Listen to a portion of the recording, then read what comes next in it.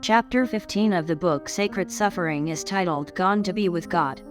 In this chapter, the protagonist, Aster, and her fellow believers are taken to a prison in Wea, which is described as a terrible place. The chapter begins with Aster and her friends being punished and enduring harsh treatment in Sala, a military training camp. They are accused of being Christians and face persecution for their faith.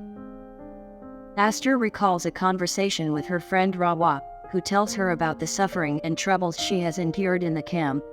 Rawa shares the story of a young woman who attempted to cross the border and lost her life in the process. The girls in the prison are subjected to physical and emotional abuse, and some develop harmful addictions as a result.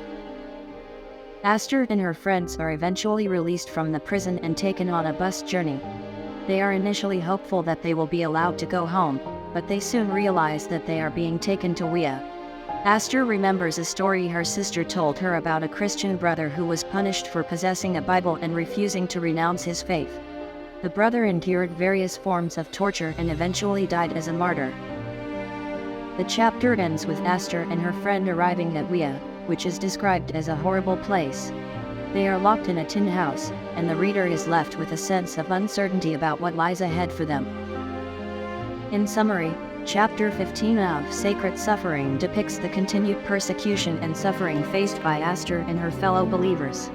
They endure punishment, abuse, and imprisonment, and are eventually taken to the dreaded prison in Wea. The chapter highlights the strength of their faith and their determination to remain steadfast in the face of adversity.